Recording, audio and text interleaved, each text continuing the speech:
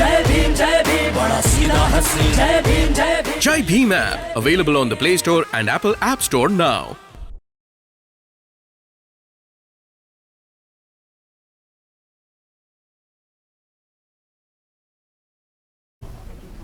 मान्यवर सत्यजित मौर्याजी, आपणासही विनंती आहे की आपण कृपया मंचावर यावं.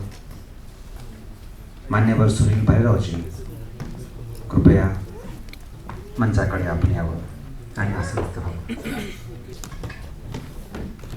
या लोखंडे मॅडम, आपण असाल तर कृपया मंचाकडे येऊन चक्रवर्ती सम्राट अशोकांच्या प्रतिमेला आपण पुष्पांजली द्यावी.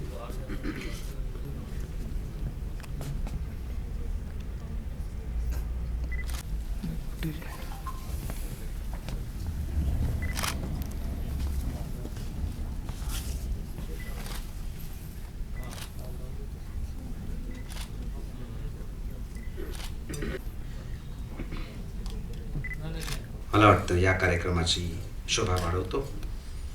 पुन्हा फार उशीर न करता मी प्राचारण करतो आहे आयुष्यमान सुनील भालेराव साहेबांना की त्यांनी या कार्यक्रमाचा प्रास्ताविक करावं आणि त्यांनी या निमित्तानं यथोचित स्पीच तयार केला आहे त्याचंही त्यांनी सादरीकरण करावं. आपल्याला माहीत नसलेला जगामध्ये ज्याची ओळख आहे त्या सम्राट अशोकाची इत्थंभूत माहिती आपल्याला आज मिळेल. 1951ला सुरू झाली, आज जवळजवळ 72 वर्ष झाले. 72 वर्षामध्ये लिखित स्वरूपामध्ये जगातलं सर्वात मोठं संविधान भारतामध्ये आहे.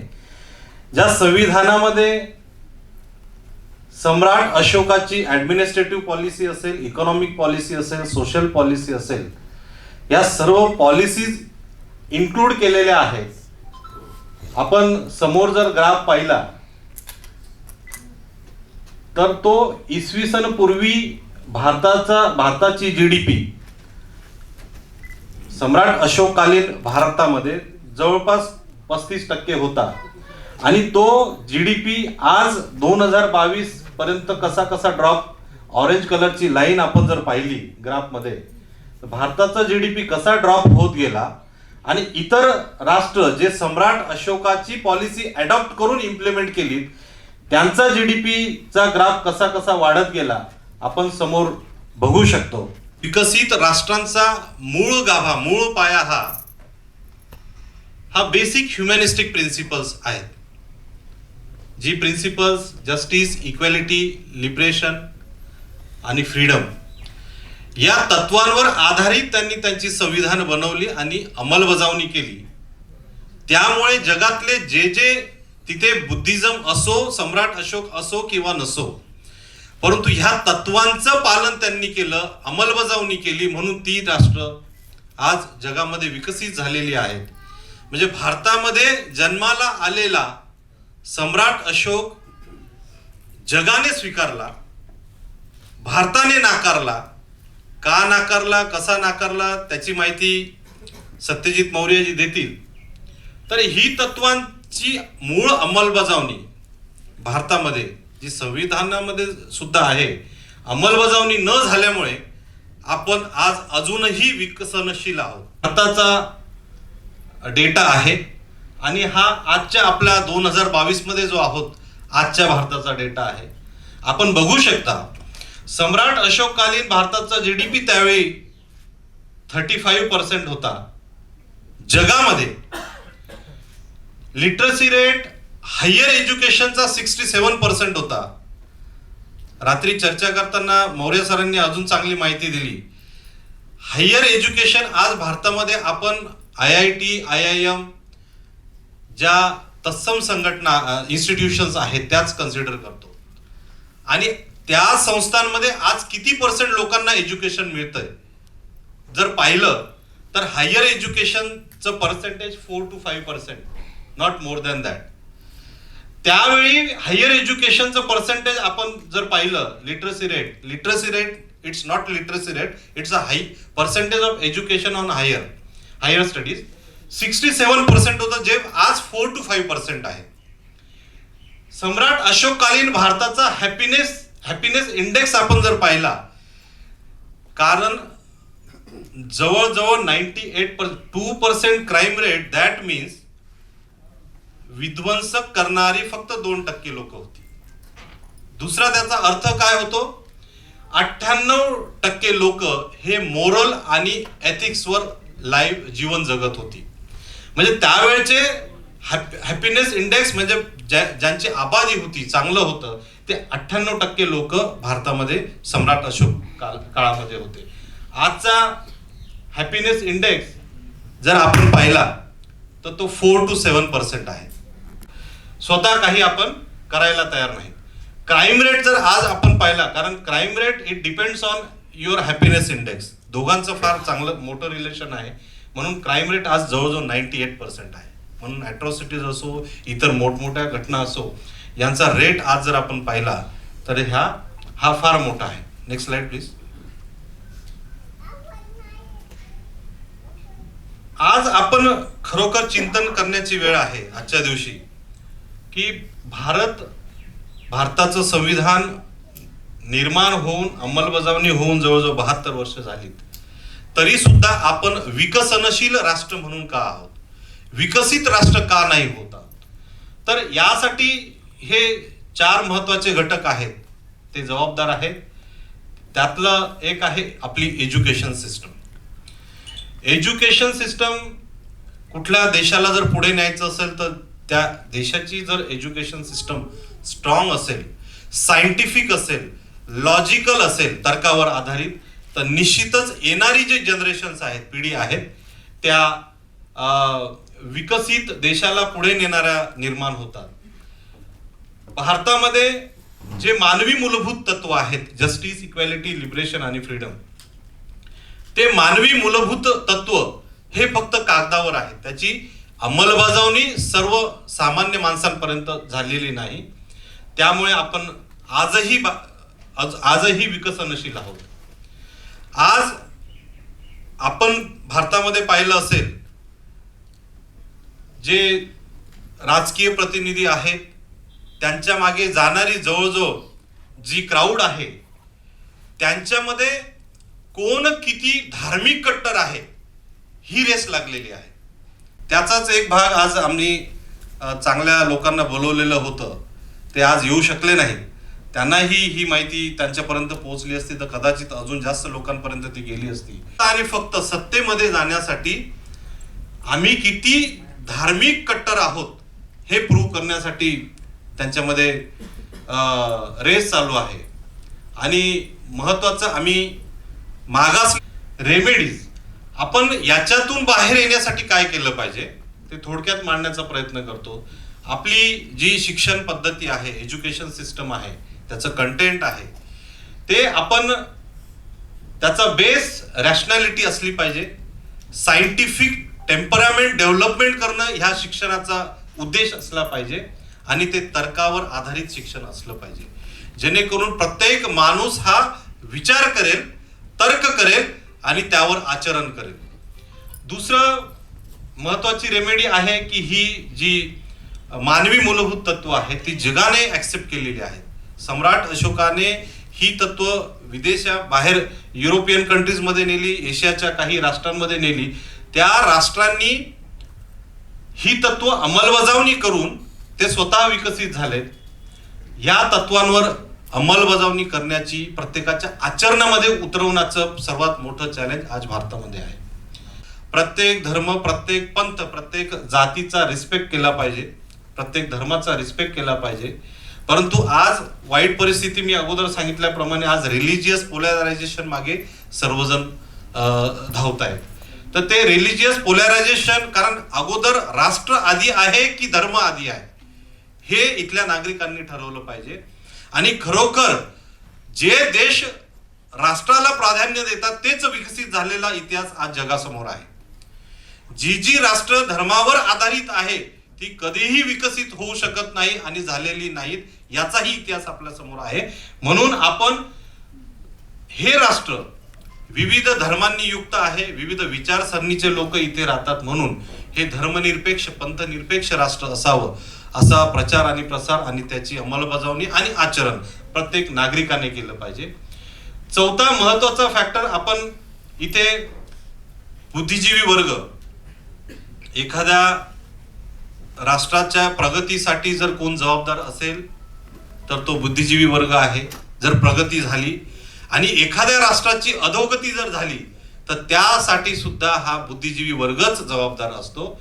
म्हणून या बुद्धिजीवी वर्गाने ही जबाबदारी घेतली पाहिजे की इथलं जी काही मानवी मूलभूत तत्व आहेत ते प्रत्येक नागरिक कसं त्यावर आचरण करेल आणि त्याची अंमलबजावणी करेल यावर आपण प्रत्येक नागरिकापर्यंत ही जी माहिती आहे, ज्या माहितीचा अभाव समाजामध्ये आहे, ही माहिती पोहोचवण्याची जबाबदारी ही बुद्धिजीवी वर्गाची आहे.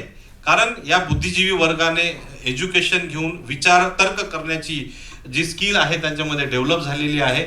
आणि सर्वात महत्वाचं,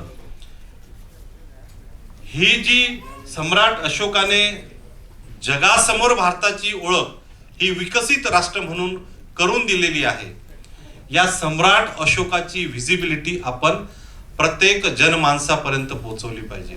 आज आपल्या 100 भावांना मारलं, बरोबर. दुसरं, सम्राट अशोकाचं कलिंग युद्ध 1,00,000 लोक मारलीत. 100चा आकडा 1,10,000 त्याचे स्वतःचे सैनिक मेले. म्हणजे या आकड्याशी इथल्या इतिहास सो कॉल्ड हिस्टोरियन्स मध्ये काय अट्रॅक्शन आहे. 100 हा आकडा ते सोडतच नाही. म्हणजे काहीतरी भेसळ करण्याचा प्रयत्न त्यांनी केलेला आहे.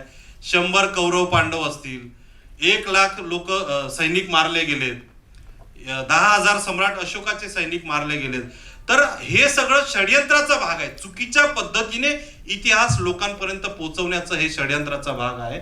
म्हणून इंटेलेक्च्युअल जे बुद्धिजीवी वर्ग आहे त्यांनी कृपया ही खरी माहिती जी आपल्याला आज मिळणार आहे, माननीय सत्यजित मौर्य सर म्हणा किंवा भोसेकर सर यांच्या माध्यमातून, ही इत्थंभूत खरी माहिती जी जगाने ऍक्सेप्ट केलेली आहे, त्यांनी ती माहिती संशोधन जे बाहेर झालेलं आहे त्याचं अनालिसिस करून आपल्या समोर सोप्या भाषेमध्ये ते मांडणार आहेत. तीच माहिती आपण इथे भारतातल्या प्रत्येक जाती समूहामध्ये ही माहिती आपण पोहोचवली पाहिजे. आणि सम्राट अशोकाची व्हिजिबिलिटी जी फक्त संविधानामध्ये आहे, इथे आपल्याला गार्डन्स दिसतील, इथे मोठमोठे उद्यानं सम्राट अशोकाच्या नावाने दिसतील, रस्त्यांची नावं दिसतील, परंतु सम्राट अशोकाचे जे चिन्ह आहेत, जे एव्हिडन्सेस आहेत, ते आपल्याला कुठे दिसणार नाही. गार्डन मध्ये फुलं झाडं, बाहेर मोठा बोर्ड दिसेल अशोक उद्यान, अशोक वन, परंतु सम्राट अशोक खरा काय आहे तो उद्यानात आपल्याला दिसणार नाही, तो रस्त्यामध्ये आपल्याला दिसणार नाही. म्हणून आज आपण जी बाहेर डिस्प्ले गॅलरी बनवलेली आहे त्यामध्ये आपल्याला ते बेसिक इन्फॉर्मेशन आपण वाचून जावं, त्यासाठी ती डिस्प्ले गॅलरी आज आपण बनवलेली आहे. आणि या कार्यक्रमाच्या माध्यमातून आपण जास्तीत जास्त लोकांपर्यंत ही अशोकाची माहिती पोहोचून अशोकाची व्हिजिबिलिटी, अशोक पोचूया, या निर्धाराने आपण आजचा हा कार्यक्रम आयोजित केलेला आहे. मुख्य वक्त्यांना वेळ मिळावा त्यासाठी मी इथेच थांबतो. धन्यवाद. जय भारत. प्रियदर्शी राजा अशोक याच्याबद्दलच्या कथा आणि मिथा. राजा अशोकाला केवळ तो क्रूर आणि चंड अशोक कसा आहे हे सांगण्यामध्ये आमच्या भारतीय इतिहासकारांनी धन्यता मानली. अशा इतिहासकारांचं बिंब आपण उघडा पडलं. एक नक्कीच मानलं गेलं पाहिजे, कदाचित आम्हाला आमच्या शिक्षणामधून क्वेश्चनिंग, प्रश्न विचारण्याचं लॉजिकच शिकवलं जात नाही. आणि म्हणून जे शिकवलं जातं ते खरं आहे हे आम्ही भाबडीपणानं मान्य करतो. आणि या देशाचे खरे नायक अंधारामध्ये विलुप्त होऊन जातात. तेव्हा हे यानंतर घडू नये आणि आमचे खरे नायक आमच्या देशाच्या पुढे यावेत, जगाच्या पुढे यावेत आणि त्यांच्या आदर्शावर आम्ही मार्गक्रमण करावं, हा मुख्य उद्देश ठेवून आपण जे काम करता आहात त्याला मानाचा मुजरा. मी आयोजकांना अशी विनंती करतो सूचनेनुसार की इथे उपस्थित मान्यवरांचं त्यांनी यथोचित स्वागत करावं, फेलिसिटेशन करावं. मान्यवर अतुल भोसेकरांचं स्वागत करता आहे.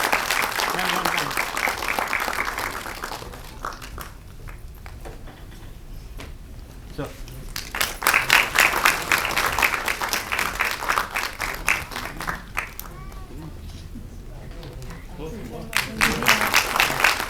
भोसे सर पाली आणि आर्किओलॉजीचे प्रमुख संशोधन आणि विद्वान आहेत.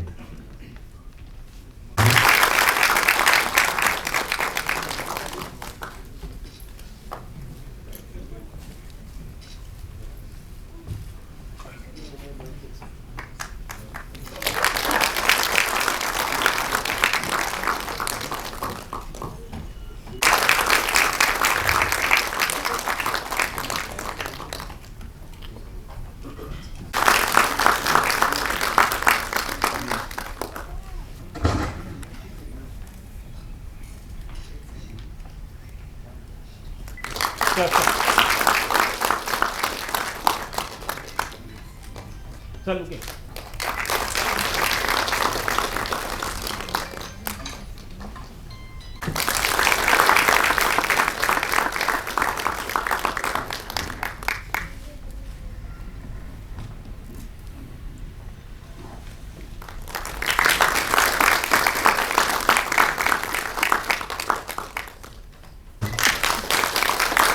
चल गया.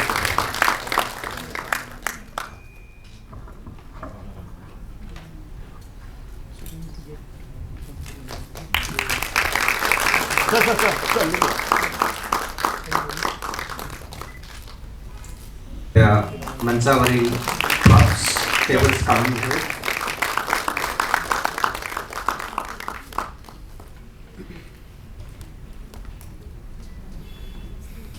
चल.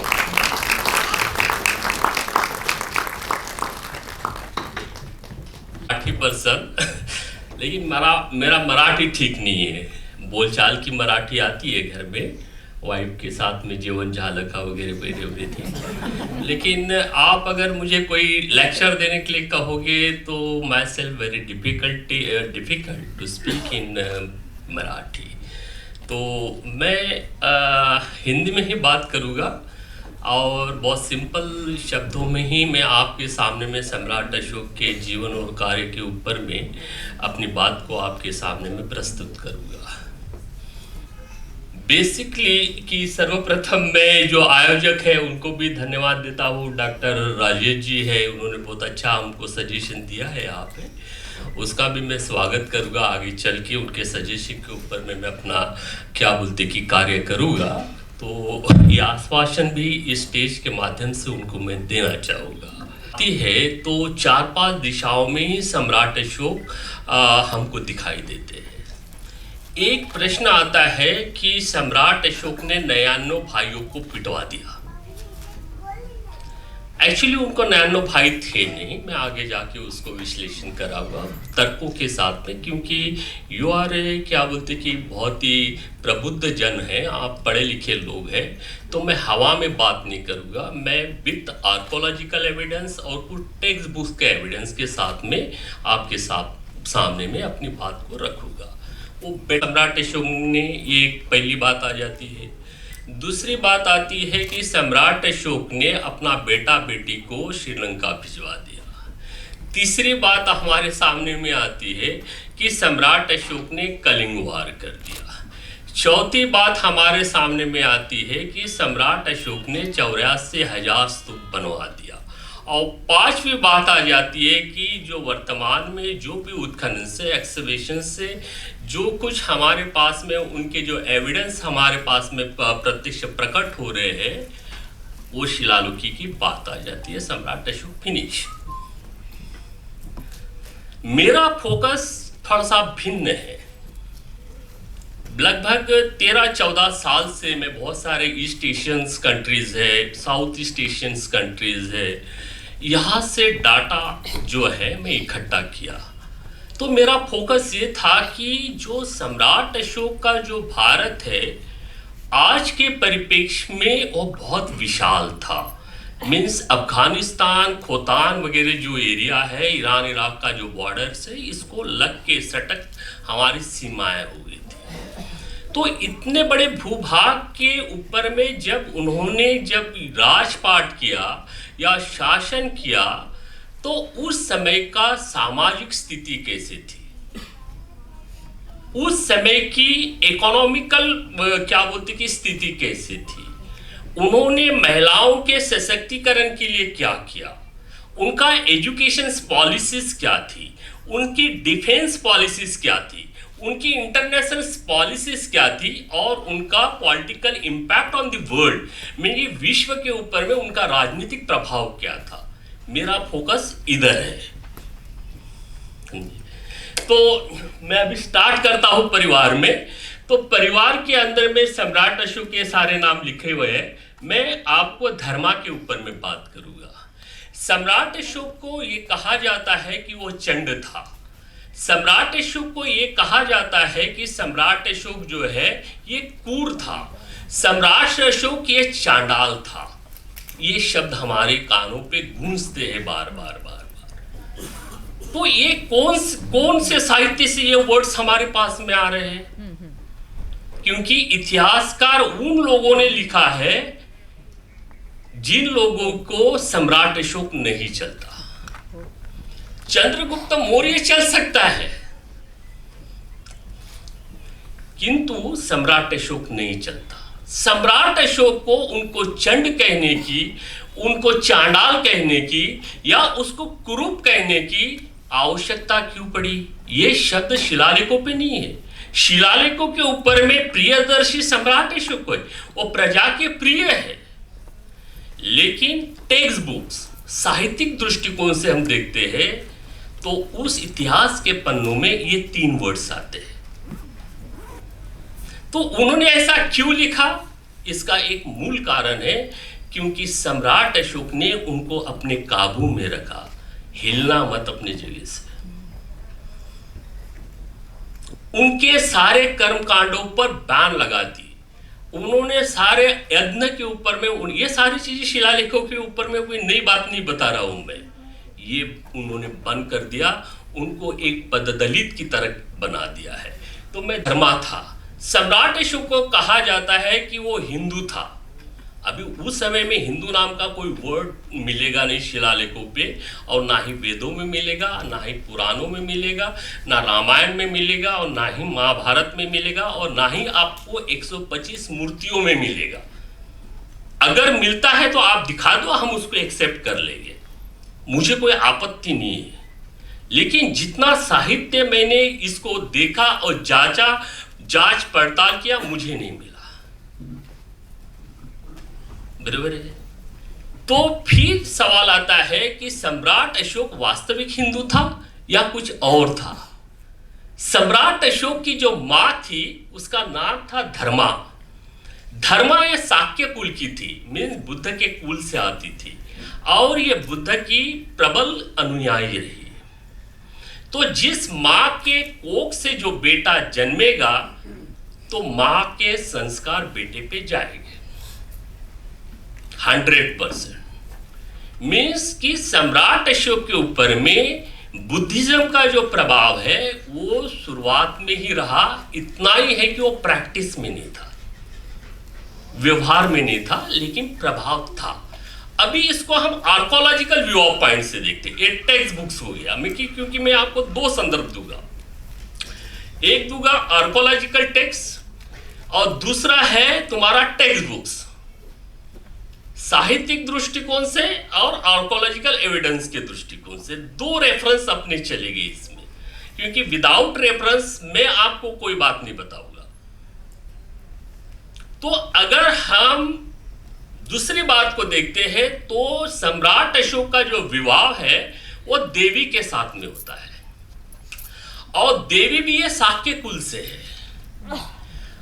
वो बुद्ध की प्रबल अनुयायी है, और उसका विवाह जो है वो उज्जैन से लगभग 15 किलोमीटर 13 किलोमीटर एक राजा का टीला है, उसको स्वांदा के नाम से जाना जाता है, वहां पे हुआ था। वो आर्कोलॉजिकल एविडेंस आपको विक्रमादित्य यूनिवर्सिटी जो है वहां पे आपको मिल जाएगी। तो सम्राट अशोक के समय में देवी के साथ में जब विवाह हुआ, जब वो उपराज्यपाल थे, he was not a king, वो किंग नहीं थे, वो वाइस क्या बोलते कि किंग थे, उपराज्यपाल थे। तो उस उपराज्यपाल के समय में ही उनका देवी के साथ में विवाह हुआ और देवी ने ही वहां पे उज्जैन से लगभग कांचीपुरा करके एरिया है, लगभग 9 किलोमीटर दूरी पे, 10 किलोमीटर दूरी पे वहां पे बोस्तूप बनवाया था बुद्ध के आसंदी के ऊपर में। आसंदी आना जो बैठने का जो बिछावना होता है उसके ऊपर में, और उसको हेल्प किया था अशोक ने। ये प्रभाव था। तीसरी बात आती है चंड को लेके। तो सम्राट अशोक जब वो उपराज्यपाल थे यहाँ के उज्जैन के, तो जाते बरोबर उन्होंने खगोल विज्ञान का क्या बोलते कि यूनिवर्सिटी बनाया। ये एविडेंस आपको कहाँ मिलेंगे? विक्रमादित्य यूनिवर्सिटी में। तो आप किस आधार पे कहते हो कि सम्राट अशोक चंड था? वो तो यूनिवर्सिटी बना रहा है। ये चीज हो गई। मैं बाद में ये जो बातें हैं तीसरे वगैरह सब बात को मिल जाएगा। उनको 5 वाइफ थी, 5 पत्नियां थी। उनका डाउनफॉल होने का जो मूल कारण है वो 5 पत्नियां रही। उनके जो बच्चे थे और जो खींचाशानी राजपाट के लिए हुई, ये मूल कारण है। तो नेक्स्ट के जो नाती थे, पुत्र थे, ये सारे उनके नाम लिखे हुए। महेंद्र को आप लोग जानते हैं, जयलोक जो कश्मीर का राजा बन गया था। कुणाल के बारे में मैं आपको बताऊंगा कि जो खोतान है हमारा, जो पहले भारत का था, जो हमारे एक बंदे बोल रहे कि 15 साल के अंदर में अखंड भारत हम बना लेंगे करके, अच्छी बात है, हम उसका स्वागत भी करते हैं। प्रश्न ऐसा है कि जो खोतान है, जिसको कुणाल ने और उनका जो एक मंत्री था यक्ष नाम थे उनका, उन्होंने उसको इस्टेब्लिश किया। अभी ये पार्ट तो पूरा चाइना चला गया। ये बड़ा डिफिकल्ट टॉस है। नेक्स्ट चलिएगा। ये बाकी सारे नाम है परिवार के। नेक्स्ट चलिए। सम्राट अशोक का जो आदर्श, जो उनकी जो जयंती मनाई जाती है चैत्र शुक्ल अष्टमी को, इस संदर्भ में मैंने बिहार गवर्नमेंट को बहुत सारे एविडेंस के साथ में एक फाइल बना के उनको भेजा था, गवर्नमेंट ऑफ इंडिया को भी भेजा था कि अवकाश आप इसको घोषित करो। उसमें से उनका जो अवकाश जो फाइल फाइनलाइज हुआ, छुट्टी डिक्लेयर हुई, उसमें मेरे एविडेंस है। आप आरटीआई के माध्यम से मांग सकते हैं। सम्राट अशोक को भिन्न भिन्न देशों में, ईस्ट एशिया में किस नाम से जाना जाता है, साउथ ईस्ट एशिया में किस नाम से जाना जाता है, मिडल ईस्ट में किस नाम से जाना जाता है। तो सम्राट अशोक को भारत में प्रियदर्शी अशोक के नाम से जाना जाता है, ये सभी को पता है। उसके बाद में चीन में सम्राट अशोक को आयु वांग के नाम से जाना जाता है। आयु मीन्स अशोक, वांग मीन्स राजा, ये चाइनीज वर्ड है। उसके बाद में दक्षिण कोरिया, उस समय में दक्षिण कोरिया नॉर्थ कोरिया नहीं था, वो कोरिया था। लेकिन आज के परिप्रेक्ष्य में आपको साउथ कोरिया का ही मैंने एविडेंस लिया है, तो वहां पे किंग मुआ के नाम से जाने जाते हैं। अगर आप जापान में जाते हैं तो जापान के अंदर में सोनतोकु धम्माशोक के नाम से जाना जाता है। अभी प्रश्न है कि जापान में सोनतोकु धम्माशोक के नाम से क्यों जाने जाते हैं? तो जापान का जो संविधान बना हुआ है, ये 5वीं छठी के अंदर में बनाया था, और उसका जो संविधान निर्माता था वो सोनतोकुक थे। 18 आर्टिकल से, ओनली फॉर 18 आर्टिकल से, और अभी तक याना 5वीं छठी के बाद में अभी तक किसी प्रकार का उसमें संशोधन नहीं हुआ। 18 आर्टिकल्स। तो वो बनाने वाले कौन थे? वो सोनतोकुक थे। तो जब सोनतोकुक ने अपना जापान को जो संविधान जो अर्पित किया देश को, जापान को, तो उन्होंने सम्राट अशोक का ही तर्क दिया था। इसलिए वहां के लोग जो है उनको सोनतोकुक धम्माशोक के नाम से जाने जाते हैं। ग्रीक में पियोदस के नाम से जाता है। मध्य एशिया में अक्सू के नाम से जाता है। मध्य एशिया में कासगर करके एरिया है, उसमें सम्राट अशोक के नाम से एक मस्जिद भी है, वो आगे हम आपको दिखा देंगे। चलो आगे चलते। सम्राट अशोक ने कलिंग वार किया, तो सम्राट अशोक ने धौली के शिलालेख में तो लिखा है कि मैं कलिंग वार हुआ, इतने मरे, इतने हुए। प्रश्न ऐसा है कि कलिंग वार करने का कारण क्या था, उन्होंने कलिंग वार क्यों किया, दैट इज मोर इंपॉर्टेंस। तो कारण कोई नहीं बताते, वो तो वार ही बताते। तो भाई वार में इतने मरे, इतने क्या बोलते कि अपाहिज हुए, सारी बातें तो तुम्हारा लिखा हुआ है। कौन सी नई बात बता रहे हैं हमको? कारण क्या था ये बताइए। देखिए, आप बिहार के ऊपर में फोकस कीजिए, बिहार राज्य के ऊपर में। तो बिहार को लग के कोई भी आपका समुद्र किनारा जो होता है या कोस्टेड एरिया वो नहीं है। उनको अगर जाना पड़ेगा तो गंगा नदी से जाना पड़ेगा, उधर सोन नदी वगैरह उस साइड से जाना पड़ेगा। और व्यापारिक मार्ग के लिए इंटरनेशनल जो ट्रेड होता है उस जमाने में वो ट्रेड होता था समुद्र के माध्यम से, और वो समंदर मार्ग था वो कलिंग को लग के। तो जो मगध के जो व्यापारी थे अपना व्यापार का जो सामान है वो इस साइड से लेके जाते थे कलिंग से। तो कलिंगे जो है, कलिंग के जो लोग थे और उनकी जो टैक्स पॉलिसीज थी यानी कर प्रणाली जो थी वो बहुत ज्यादा लॉस में जाती थी सम्राट अशोक के राज्य के लिए, और सामान भी लूट लेते थे। तो सम्राट अशोक ने बहुत प्रयास किया। ये जो चीजें मैं बता रहा हूँ ये अशोक नाम का एक बुक है जो महाबोधि सोसाइटी कलकत्ता से ये पब्लिश हुआ है, और वहाँ पे ये सारे आर्टिकल्स में डॉक्टर दास करके है, इन्होंने ये लिखा हुआ है पेज नंबर 120 पे। वो बुक्स आप मंगवा सकते हैं वहाँ पे, वो दास का आर्टिकल, ये सारी चीजें उन्होंने वहाँ पे लिखा हुआ है। तो सम्राट अशोक ने प्रयास किया कि बात चर्चाओं से इसका समाधान निकल जाए। तो चर्चा से कोई समाधान नहीं निकल रहा है, और राज्य को जो हानि बहुत है, वित्तीय हानि जो इसको हम बोलते हैं, फाइनेंशियल लॉस जिसको हम बोलते हैं, ये बहुत ज़्यादा हो रहा है। तो फिर अन्यथा कि व्यापारियों का संरक्षण करना ये राजकर्ताओं का या शासक का एक कर्तव्य बनता है।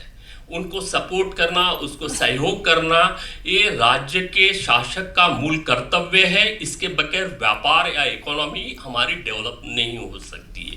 तो वार करना पड़ा। वार करने के बाद में भी उसको स्वतंत्र रखा, उसको अपने कब्जे में नहीं रखा। तो नेक्स्ट उसके एक मैं पढ़ के बताऊंगा। तो कलिंग वार का आज प्रासंगिकता क्या है, रिलेवेंस की भी बात होनी चाहिए। मैं सिर्फ आपको हिस्ट्री बताने के लिए नहीं है, आज के परिप्रेक्ष्य में सम्राट अशोक की प्रासंगिकता क्या है, रिलेवेंस क्या है, क्योंकि रिलेवेंस के बगैर हम आगे नहीं बढ़ सकते। रिलेवेंस है अशोक का तो निश्चित हम अशोक को जनमानस तक पहुंचाएंगे, और रिलेवेंस है मैं आगे आपको धीरे धीरे बताते जाऊंगा। He was a democratic king. अगर आप शिलालेख पूरी पढ़ते हैं तो ये डेमोक्रेटिक था। उनके शासन, ये किंग थे, राजा थे, नो डाउट वो तो थे, लेकिन डेमोक्रेटिक थे। इसलिए बाबा साहब ने बुद्धा एंड कार्ल मार्क्स जो इंग्लिश वर्जन है उसको अगर आप पढ़ते हैं तो वो बोलते हैं कि दुनिया का सबसे पहला अगर लोकतांत्रिक साम्राज्य किसी का रहा होगा, कल्याणकारी राज्य किसी का रहा होगा तो अशोक का है। ये बात उन्होंने Buddha and Karl Marx English version में है, और मराठी वर्जन जो है उसके अंदर में बहुत सारी छाट पीट करके हुआ है, तो इसलिए बेटर कि आप इंग्लिश वाला पढ़िए। सम्राट अशोक ने 39 साल मीन्स 29 साल तक विशाल जम्बू द्वीप पर, उस समय में हिंदुस्तान, भारत ये शब्द नहीं थे, जम्बू द्वीप ही थे। आप अगर विष्णु पुराण भी पढ़ते हैं या फिर आप अगर किसी वेदों का भी अध्ययन करते हैं या स्मृतियों का अध्ययन करते हैं या शिव पुराण भी पढ़ते हैं तो आपको भी वहां पे जम्बू द्वीप ही शब्द मिलेगा। ये मैं पढ़ चुका हूं इसलिए मैं आपको बता रहा हूं, आप भी पढ़िएगा, इससे कोई हानि नहीं होने वाली। हमारे नॉलेज में डेवलप होता है, विकसित होता है। 29 साल तक उन्होंने शासन किया। उनके पूरे कार्यकाल में 39 साल के अंदर में अगर कलिंग अगर छोड़ देते हैं, पूरे विश्व में पूरी तरह से शांति रही। कहीं पे भी कोई विद्रोह हुआ उनके पॉलिसी के अगेंस्ट में ये हमको दिखाई नहीं दिया। अगर आपको दिखाई देता है तो आप निश्चित हमको बताइएगा, हम अपनी बात को जो है सुधार कर लेंगे। आगे चलिए, समय होने वाला है आगे के। अभी 15 साल में इतना बड़ा भूभाग जो चाइना में चला गया, कुछ पार्ट नेपाल को भी खींचना है, इधर अफगानिस्तान को भी लाना है, पाकिस्तान बगल में खड़ा है, उनसे हमारे रिलेशन ठीक नहीं है, और आए दिन न जाने क्या क्या होता है, आप सभी जानते हैं। तो ये भूभाग उनका साम्राज्य था, आज आधा भी नहीं है भारत। इसलिए जो अखंड भारत का जो बात होता है, भारत शब्द मिलता है, जम्मूद्वीप शब्द मिलता है, इतिहासों में अखंड भारत नहीं मिलता है। ये अखंड भारत या ना ये हो गया। और भारत आपको मैप पता ही है, तो बताने की मुझे आवश्यकता नहीं है। सम्राट अशोक का साम्राज्य दुनिया का सबसे बड़ा, सबसे शक्तिशाली, सबसे अमीर, जातिहीन, चरित्रवान, समता, स्वातंत्र, बंधुत्व और न्याय का प्रबुद्ध भारत का भवन, विशाल भवन खड़ा था और लिया है। अभी उसकी डेंसिटी, रोड की डेंसिटी, ये बहुत सारी साइंटिफिक बातें हैं, लेकिन आपको समझाने के लिए और एक कैलकुलेशंस के लिए मैंने वो रेफरेंस लिया है। ओके, तो 80 करोड़ का अनुमान है। मैं फिक्स नहीं बता रहा हूं कि ये 80 करोड़ ही थी करके, वो महावंश में वगैरह ये सारी चीजें लिखा हुआ है। नेक्स्ट चलिएगा।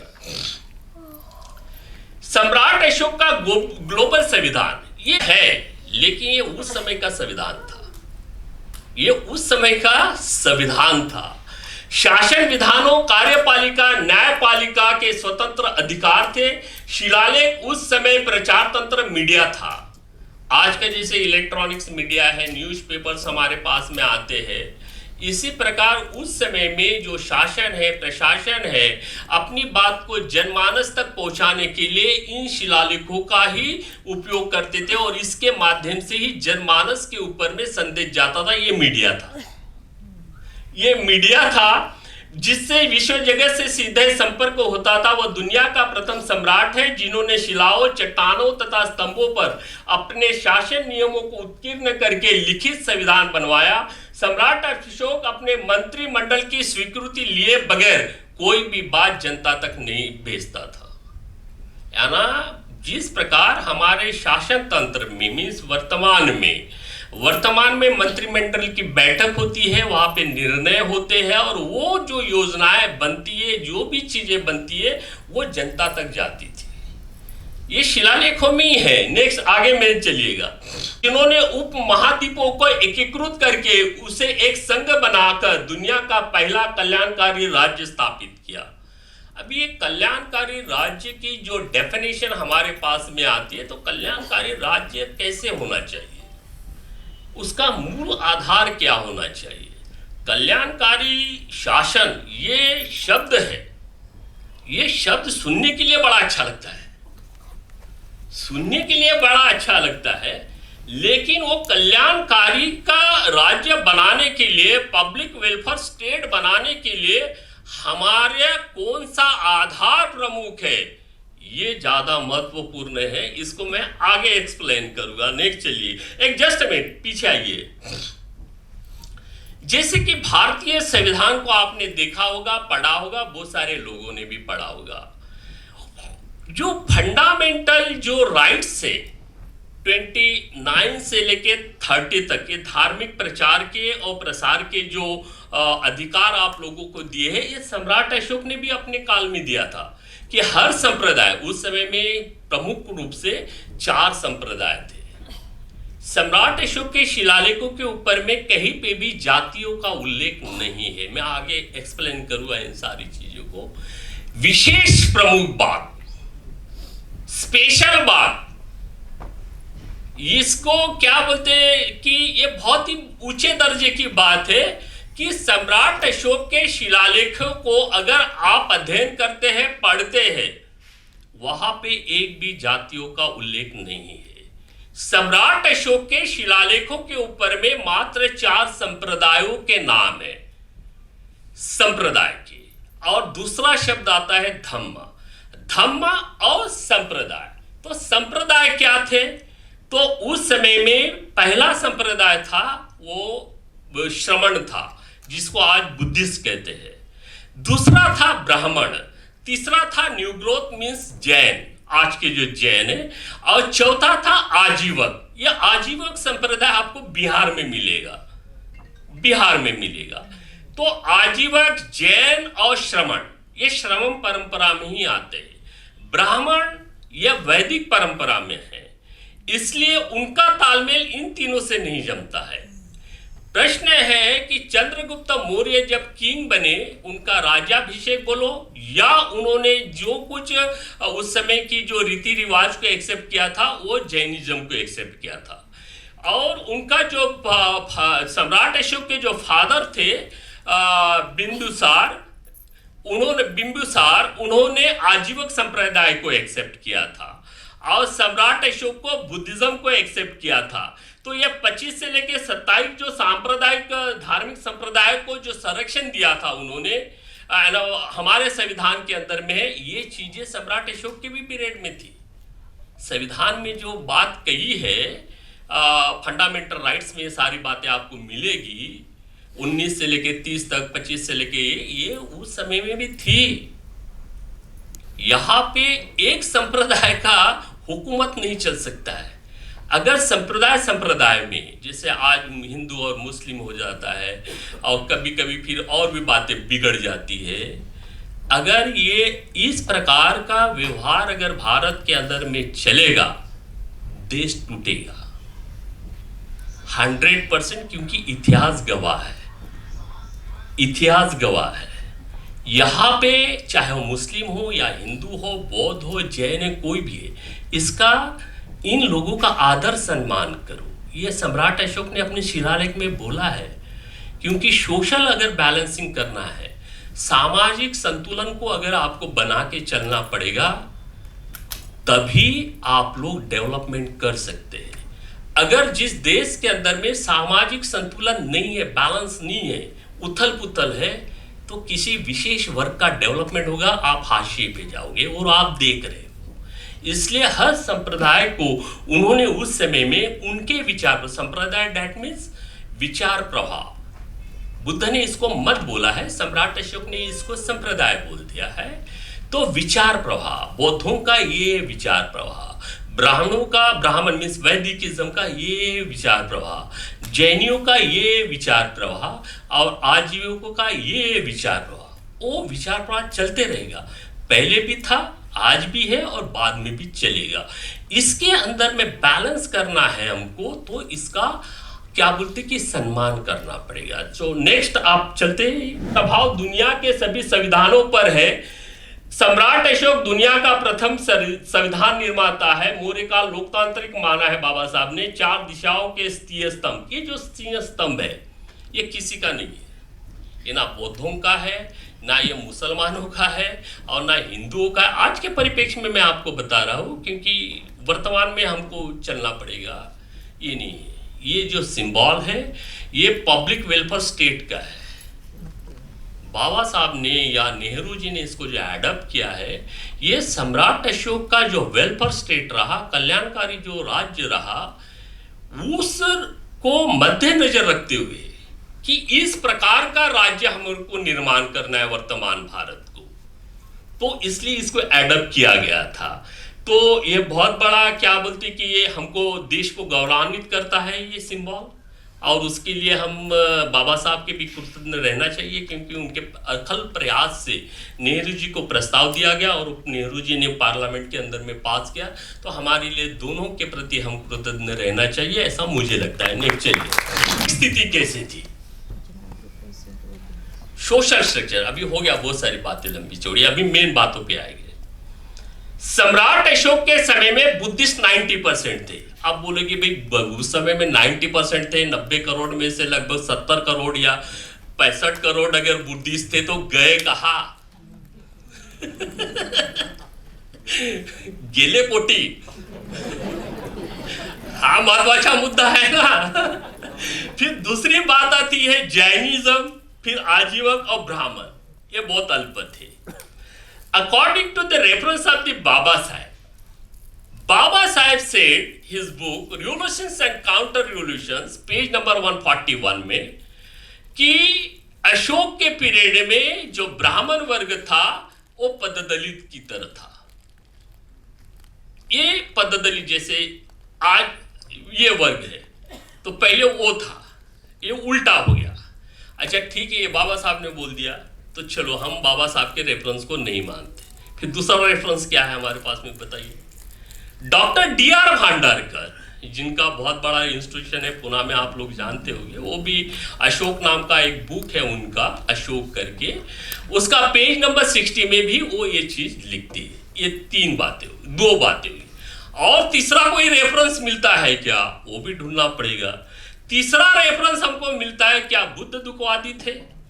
रिटन बाय विपश्यना आचार्य गोयनका गुरु जी का एक बुक है, क्या बुद्ध दुखवादी थे? उनका पेज नंबर 160 में भी उन्होंने यही चीज की कि बुद्ध के काल से, जब बुद्ध की शिक्षा सम्राट अशोक के काल तक पहुंचते पहुंचते ये जाति वर्ण वगैरह है पूरी तरह से समाप्त हो गया था। मीन्स कि सम्राट अशोक का जो साम्राज्य था ये जातिहीन था, जातियां नहीं थी। आज वर्तमान में भारत जातियों में बिखरा हुआ है, इसको आप कैसे जातिहीन बनाओगे, ये सबसे बड़ा क्वेश्चन मार्क है। समस्या रहेगी एजुकेशन की, क्या आपकी समस्या रहेगी, आपके पेट पानी का समस्या रहेगी, और भी बहुत सारी समस्या रहेगी, शादी ब्याह का आपका प्रॉब्लम्स रहेगा, दुनिया भरे की प्रॉब्लम्स रहेगी। मैं देश की बात कर रहा हूं, मैं राष्ट्र की बात कर रहा हूं। इस राष्ट्र के अंदर में, इस देश के अंदर में जो लोग जातियों में बिखरे हुए हैं, we are the divide in the caste, हम जातियों में बिखरे हुए हैं। Caste poison is the inside mind the human, means ये जाति का जड़ है, यह मनुष्य के मन में है, सर्टिफिकेट के ऊपर में नहीं है। डर है जाति का, इसको आप कैसे बाहर निकालोगे? We are divide in the caste, हम जातियों में बिखरे हुए लोग हैं, और ये एक सामाजिक अपराध है। We are the social criminal, हम सामाजिक अपराध है। इस प्रकार का सिस्टम ना आपको साउथ ईस्ट एशिया में मिलता, और ना ही आपको ईस्ट एशिया में मिलता है, ना यूरोप में मिलता है। तो जिस देश का जनता जातियों में बिखरी हुई रहेगी, जो आपस में प्यार करने से जिसके ज्यादा वो घृणा करेगी, और आप बोलोगे कि विश्व गुरु बनाना है, ये कैसे संभव होगा? एक सिंपल बात है आपके सामने। तो अशोक का जो भारत था वो जातिहीन था। आगे चलिएगा, ये बिल्कुल क्लियर है था कहा है कि मौर्य काल में, विशेष करके सम्राट अशोक के काल में, विवाह के लिए किसी प्रकार के कोई बंधन नहीं थे। मीन्स कोई भी व्यक्ति किसी से भी विवाह कर सकता था, आज नहीं है। एक समुदाय अपने ही समुदाय के अंदर में क्या बोलते कि वो विवाह करता है। ऐसा क्यों है? क्योंकि जातियों के बंधन है, जातियों के बंधन है, इसलिए वो बंदा अपने समुदाय के अंदर में विवाह करता था। अशोक के पीरियड में ये बंधन नहीं थे, महिला और पुरुष किसी से भी विवाह कर सकती थी। मीन सामाजिक समता थी, बंधुत्व था। ये बहुत क्लियर बातें हैं इसके अंदर में। आर्कोलॉजिकल एविडेंस में आपको बताया कि उनके और जितने भी शिला स्तंभ है जातियों के उल्लेख ने। नेक्स्ट चलिएगा, हम बच्चों के समान माना, अपने प्रशासन को पैतृक दृष्टिकोण से चलाया एवं शिला स्तंभों से अपने प्रजा के साथ सीधा संपर्क किया। सम्राट अशोक ने 84,000 जो स्तूप बनवाए थे वो आध्यात्मिक उन्नति के लिए और भौतिक उन्नति के लिए थे। आपका ये सोच बहुत गलत है। हमारी या हमारे पास में जो जानकारी है कि भाई 84,000 जो स्तूप बनवाए, यहां पे मात्र परित्राण पार्टी होता होगा, ऐसा नहीं है। जन उपयोगी शिक्षा भी दी जाती थी, मैं आगे बताऊंगा आपको। जन उपयोगी शिक्षा, क्योंकि सम्राट अशोक का जो महल बनवाया था पाटलिपुत्र के अंदर में, पटना में, सोन नदी के किनारे में, जिसके उत्खनन में आर्कोलॉजिकल एविडेंस हमको मिल चुके हैं। इसका जो डिजाइन किया गया, इसको जो डेवलप किया गया, इस महल को जिनका निर्माता है वो महास्तवीर इंद्रगुप्त थे, बौद्ध भिक्षु थे। ये चीजें आपको कहाँ मिलेगी?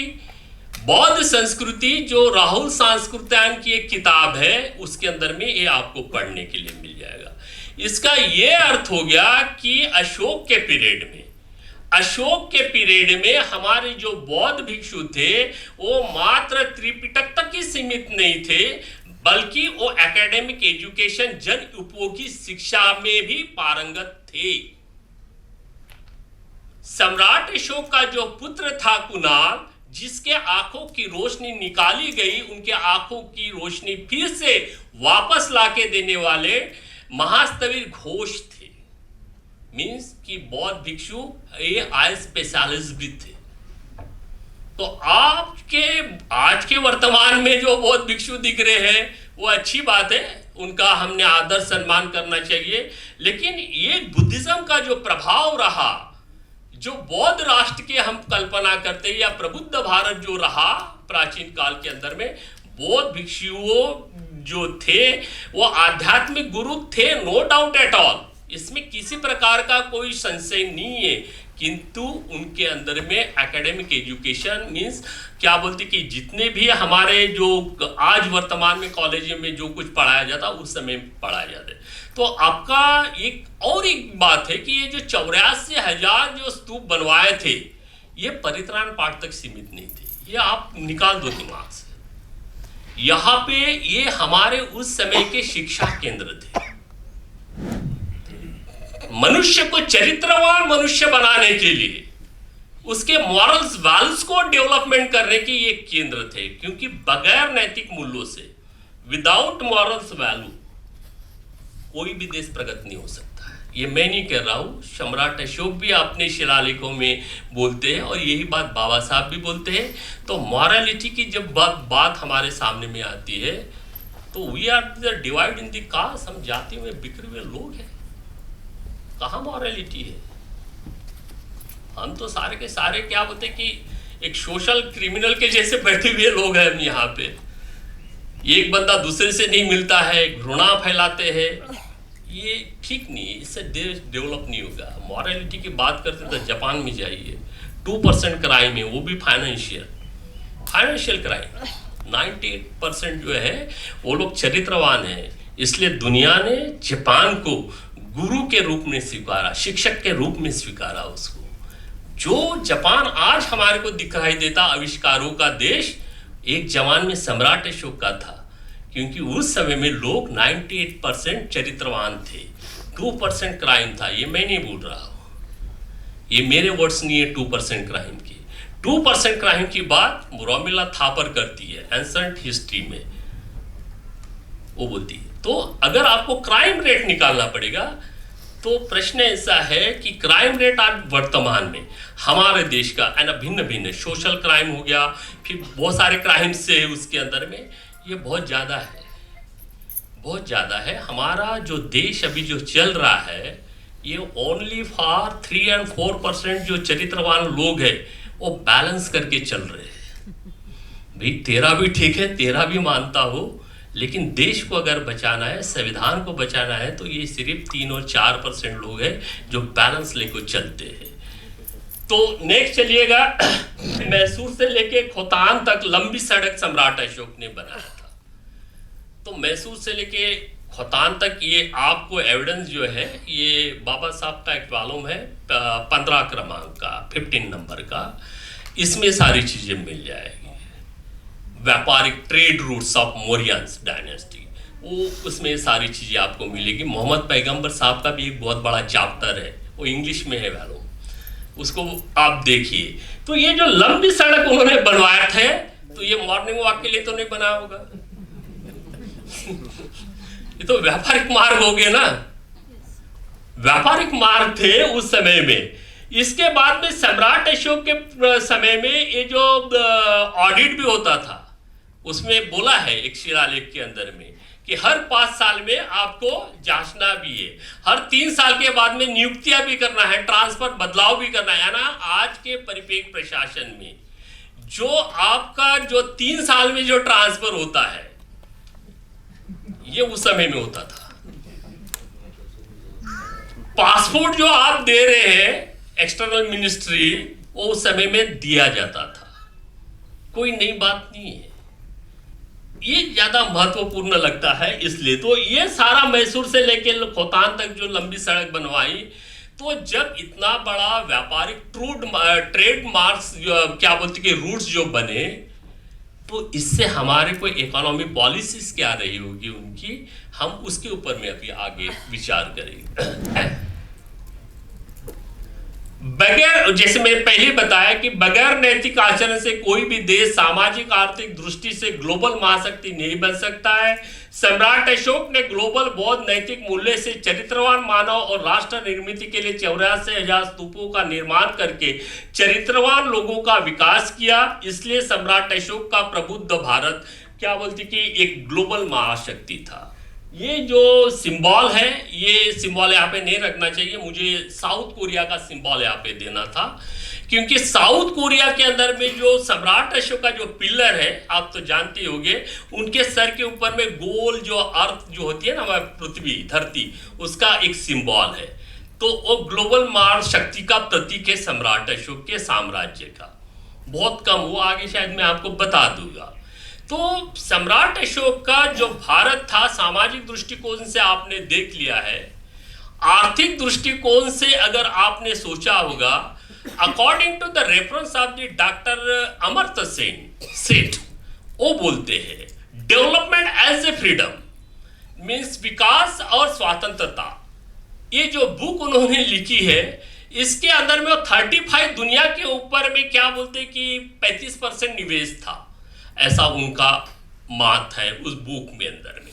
उसके बाद में अशोक और चाणक्य के लेके एक बहुत लंबा चैप्टर लिख दिया उन्होंने, और उसके अंदर में चाणक्य के ऊपर में भी बहुत सारी क्रिटिसाइज किया कि ये बहुत ही संकीर्ण आदमी है, इसलिए सस्पेक्टेड पर्सन, और वो है, वो आगे हम आपको बताएंगे।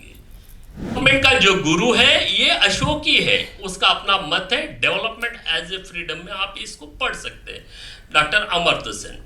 प्रश्न ऐसा है कि दुनिया के ऊपर में हमारा अशोक के पीरियड में 35% इन्वेस्टमेंट था और वो ग्लोबल महाशक्ति थी। ये हमारे पास में टेक्स्ट बुक के माध्यम से हमारे पास में जानकारी आती है। अभी इसको आर्कोलॉजिकल व्यू ऑफ पॉइंट से देखते हैं।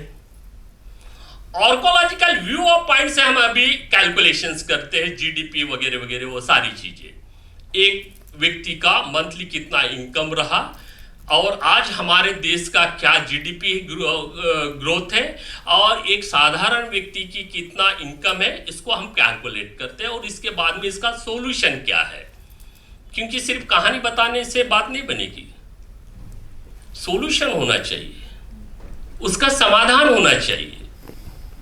अगर समाधान नहीं है आपके पास में तो ये कहानी बन के रहेगी, इतिहास में बस कहानी बन के रहेगी। तो मैं कहानी सुनाने के लिए नहीं आया, सॉल्यूशन देने के लिए भी आया हूं। तो सम्राट अशोक का जो रिजर्व बैंक था, उस समय में कोषागार बोलते हैं, उसका वो था वहां पे, कहां पे, तक्षशिला में, जो पाकिस्तान में है। तक्षशिला जो नागवंशी लोग हैं, जो अपने आप को नागवंशी बोलते हैं, उनका हेडक्वार्टर कौन सा, तक्षशिला। वो भटक भटक की इधर आगे हो गए बात अलग है, लेकिन इनका जो हेडक्वार्टर है वो तक्षशिला है। और दुनिया का पहला यूनिवर्सिटी बनाने वाले जो तक्षक किंग थे, जो नागवंशीय थे, उन्होंने उस यूनिवर्सिटी को बनवाया था। इसका ये अर्थ हो गया कि नागवंशीय लोगों का मूल कर्तव्य जो है वो शिक्षा केंद्र निर्माण करना, लोगों को सुसंस्कृत करना, उनको चरित्रवान बनाना, ये बेसिक कर्तव्य ये नागवंशीय लोगों का है। और यही सारे केंद्र, चाहे वो नालंदा हो, चाहे वो दानपुरी हो, चाहे विक्रमशिला हो, ऐसे 23 यूनिवर्सिटी का मैंने अध्ययन किया है, वो आ जाएगा आगे में, इनको उद्ध्वस्त करने का काम। क्योंकि अगर आपको शिक्षा से अगर दूर रख दिया गया तो निश्चित आप गुलाम बन जाओगे। और वही देश के अंदर में चल रहा है जेएनयू में। जेएनयू इज द मोर क्या बोलते हैं कि famous university in the world.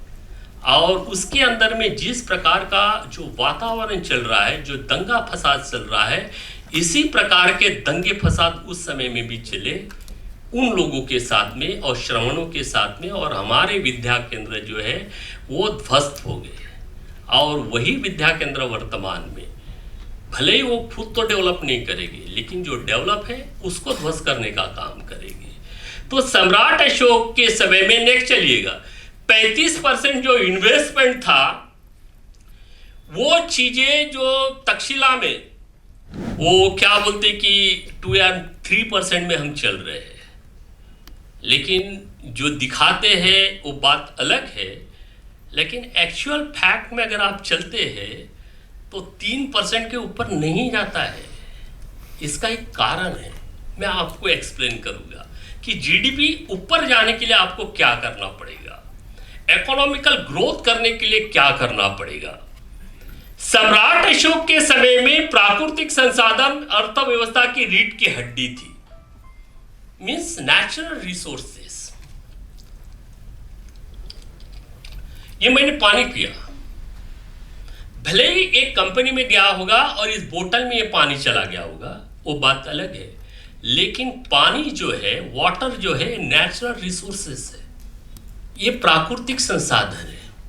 और इन प्राकृतिक संसाधन के ऊपर में किसी विशेष वर्ग को हम अलॉट नहीं कर सकते, उनको बेच नहीं सकते। अगर ऐसा होता है और जिसने किया होगा तो सपने में भी मत समझो कि ये भारत जो है विश्व गुरु नहीं बन सकता, इकोनॉमिकल डेवलप नहीं कर सकता, क्योंकि हुकूमत उन विशेष वर्गों के अंदर में है।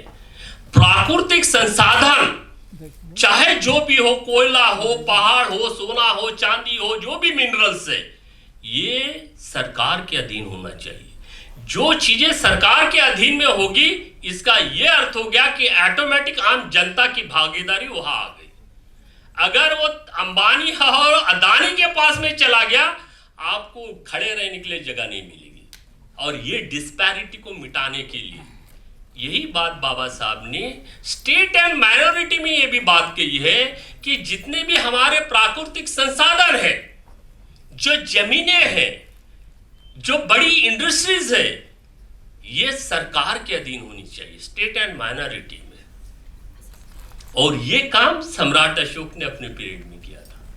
ये सारी चीजें उनके अंदर में थी, इसलिए उस समय में जो इकोनॉमिकल डिस्पैरिटी थी, आर्थिक विषमता जो थी, वो नहीं रही। अमीरी गरीब है ना, सभी करोड़पति बनने वाले नहीं है। अगर सब करोड़पति बनेंगे तो अब्जोपति भी बनने वाले हैं। लेकिन सरकार और जो व्यापारी है, इनके बीच में ज्यादा डिस्पैरिटी नहीं होनी चाहिए इकोनॉमिकल।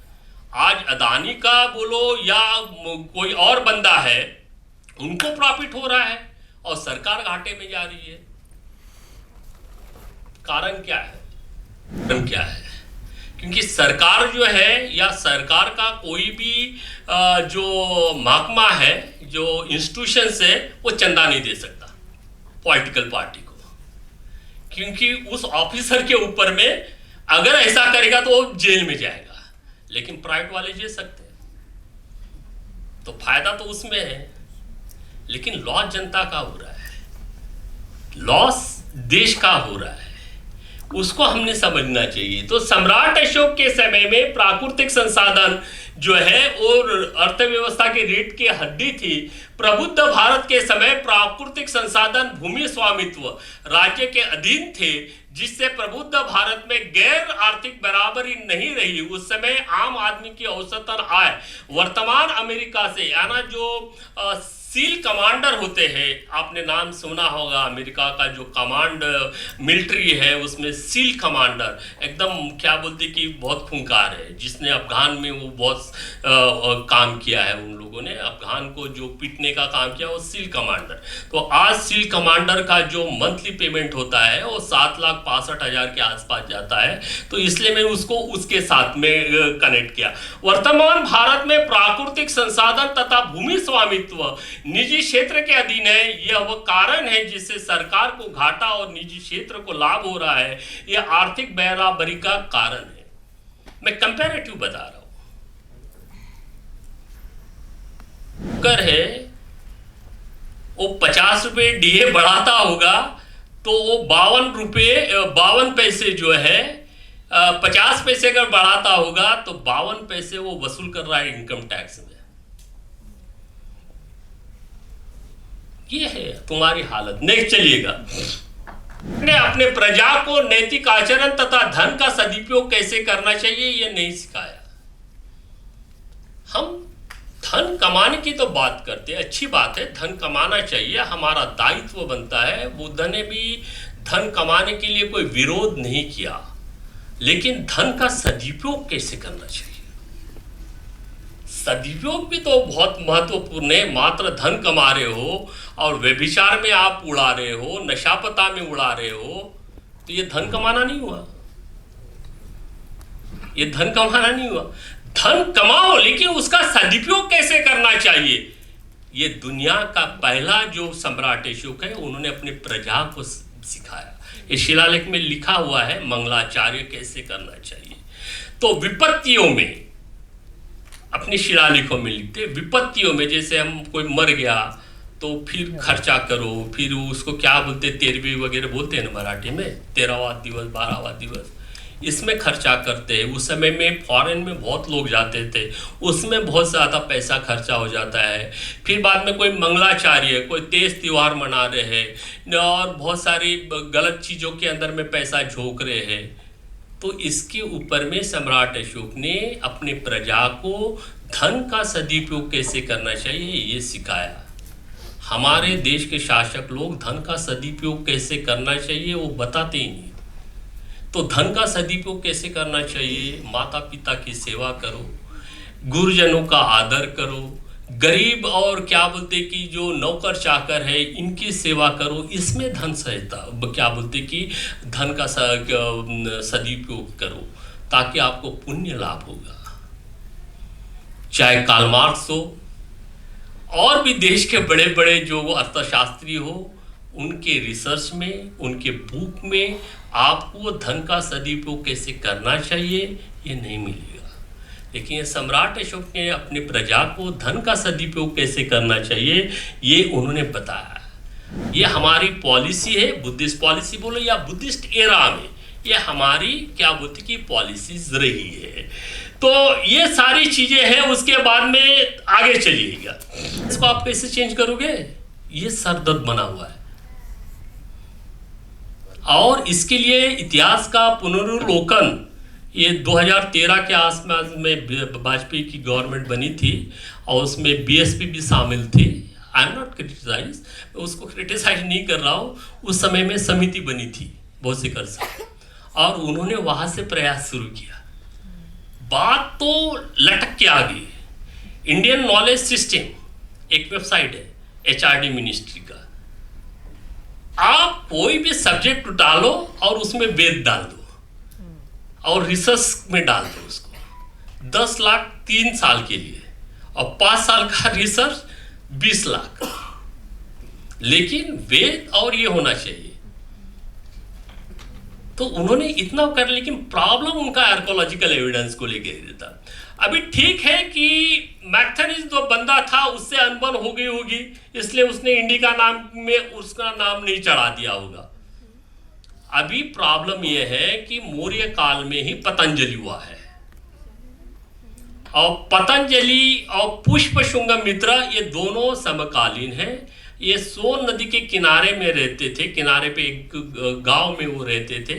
वो भागीरथ का एक बुक है, उसके अंदर में सारा चीजें डिटेल्स लिखा हुआ है। तो पतंजलि ने महाभाष्य भी लिखा, 179 जो है योग सूत्र भी उन्होंने लिखे। तो यहाँ पे भी तो हमको चाणक्य का उल्लेख नहीं मिल रहा। ठीक है वो विदेशी था इसलिए एक अनबन हो गई होगी, लेकिन ये भी नहीं है। तो ये सारे लोग कब हुए, ये बीसी में हुए, ईसा पूर्व में हो गए, और चाणक्य का उल्लेख 10वीं सदी के बाद में आ रहा है। तो भाई जो घटना बीसी में हो रही है उसमें एडी के एविडेंस कैसे ले जाएंगे आप? एडी का मीन्स शताब्दी के आप एविडेंस नहीं दे सकते, आपको बीसी में ही जाना पड़ेगा। तो बीसी का साहित्य उपलब्ध है ना, पतंजलि महाभाष्य, पतंजलि का योग सूत्र है ना। अभी वो बुद्ध के कायानुपश्ना, धम्मानुपश्ना, वेदनानुपश्ना, चित्तानुपश्ना, इन सारे जो ध्यान विधियों को लगभग 125 शब्द चुरा के उन्होंने जो महाभारत योग सूत्र लिखा, मैं उतने डिटेल्स में आपको नहीं लेके जाऊंगा क्योंकि वो विषय नहीं है हमारा। जिसको योग करना है, हाथ पांव जिसको क्या बोलते कि हिलाना है वो हिलाते बैठे, हमको कोई आपत्ति नहीं है। प्रश्न है चाणक्य का जो एक काल्पनिक पात्र है, बड़ा कहा जाता है कि अर्थशास्त्र का बड़ा विद्वान रहा और इसके चर्चाएं पूरे विश्व में हो रही है। तो वो बुक मिली थी, वो मैसूर की यूनिवर्सिटी में, वो मेरे मित्र है डॉक्टर श्रुमुगम करके, who is the HOD of the economics department. वो उस मैं मैसूर गया था तो देखा भी था। तो ये चीजें हैं कि ये जो बोगस आदमी है चाणक्य, ये पूरी तरह से काल्पनिक पात्र है, ये पूरा तरह से काल्पनिक पात्र है, जो एक थोपा गया पात्र है आपके ऊपर में। नेक्स्ट चलिएगा, मैं महिला सशक्तिकरण के तरफ भी आऊंगा, वो बहुत आवश्यक है। इंटरनेशनल पॉलिसीज की हम जब बात करते हैं तो कैसे होनी चाहिए। सम्राट अशोक ने कलिंग वार किया, वो कहाँ किया? धौली में। आज वो पार्ट कहाँ पे है? इंडिया में। लेकिन कलिंग वार का पश्चाताप का जो शिलालेख है वो कहाँ पे है? कांधार अफगानिस्तान, शाहबाजगढ़ी, मानसरोवर। भाई क्या आवश्यकता है उनको? भाई कलिंग वार जो है आपने इंडिया में किया, ओडिशा में किया, ओडिशा में किया, और वो पश्चाताप आप उनको क्यों सुना रहे? वो बॉर्डर के जो सीमा लगत देशों को क्यों सुना रहे? क्या कारण है? तो ये जो चीज आती है हमारे पास में कि सम्राट अशोक ने कलिंग युद्ध करने के बाद में बुद्धिज्म को फ्लोराइज किया, या क्या बोलते कि राजाश्रय दिया, या बुद्धिज्म का उन्होंने क्या बोलते कि दीक्षा ली। ये सरासर गलत है। जिसकी माँ, जिस माँ से कोख से वो जन्मा है, उसकी माँ साक्यान है, बुद्ध की अनुयायी है, तो वो उसका क्या बोलते हैं कि निश्चित उसके संस्कार माँ के बेटे के ऊपर में आ गए। वाइफ को, उनकी जो वाइफ थी देवी, जैसे मैं स्टार्टिंग में बताया कि उन्होंने जो वहां पे स्तूपा निर्माण किया, उसको भी सहयोग सम्राट अशोक ने किया। तीसरी बात कि खगोल विज्ञान का भी यूनिवर्सिटी सम्राट अशोक ने बनवाया। वो जो तक्षशिला उनके फादर ने उनको भेजा था वहां के विद्रोह को शांत करने के लिए, तो वहां के लोग घड़ा भर के उनके स्वागत के लिए खड़े हो गए थे। आप किस आधार पे बोलोगे कि ये चंड था? जिस माँ के कोख से जन्मा, वो माँ साक्यायन थी, बुद्ध की अनुयायी थी, वो उसके संस्कार बुद्ध इसके ऊपर में आए। निश्चित कलिंग वार हुआ, no doubt at all, so many peoples जो है वहां पे मर गए, नो डाउट एट ऑल। उसके बाद में उसको पश्चाताप हुआ, ये मैंने क्या कर दिया, ये कैसे हो गया। इस पश्चाताप को वो मनुष्य में आ गया, मानव क्या वो ह्यूमनिस्टिक में आ गया, मानवतावादी बन गया। तो उसको रास्ता बुद्धिज्म का दिखा, और उसके बाद में वो प्रैक्टिस में आ गया, व्यवहार में।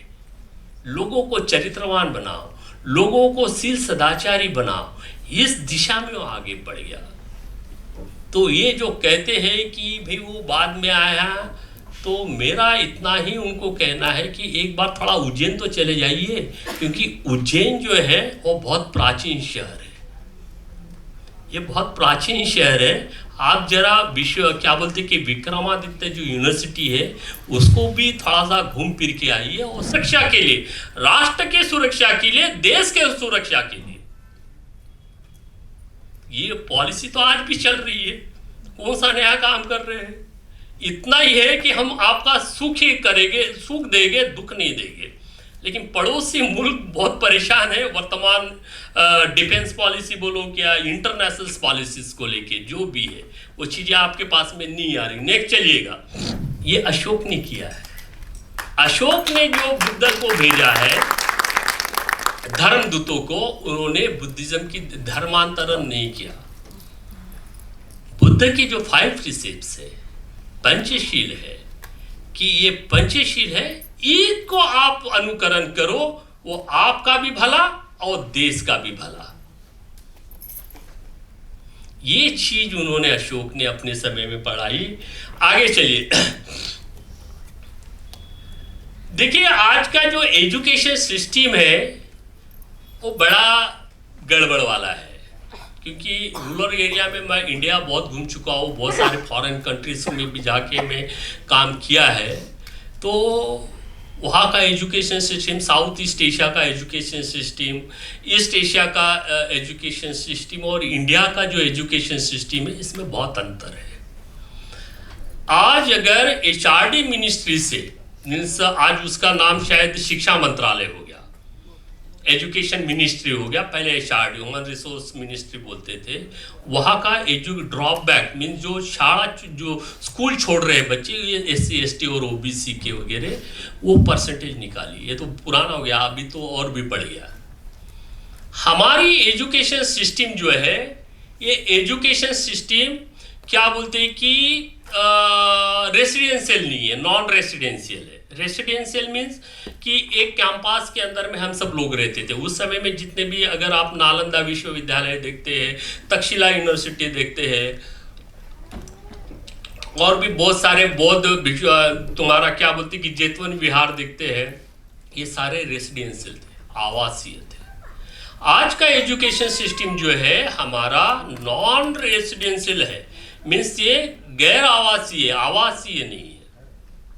तो हमारे बच्चे क्या होते हैं कि जो बच्चे कॉलेज में चले गए, सुबह ने 10 बजे से 2 बजे तक जो कुछ पढ़ाया पढ़ लिया, और कॉलेज छूटने के बाद में आप उसका रिसर्च करो बच्चों का, आधे से ज्यादा बच्चे या आधे बच्चे तेरे नैना मेरे नैना करते हुए निकलते हैं।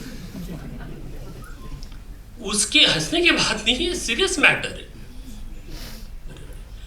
उसके बाद में लगभग 10 to 20% बच्चे जो है नशा पता कर रहे, गुरुवरियों का आदर सम्मान नहीं कर रहे, और जो स्किल डेवलप हो रहा है हमारे बच्चों के अंदर में, जो बड़े इंस्टीट्यूशंस में है, वो रेसिडेंशियल है, वो तुम्हारी नहीं है, वो उनकी है।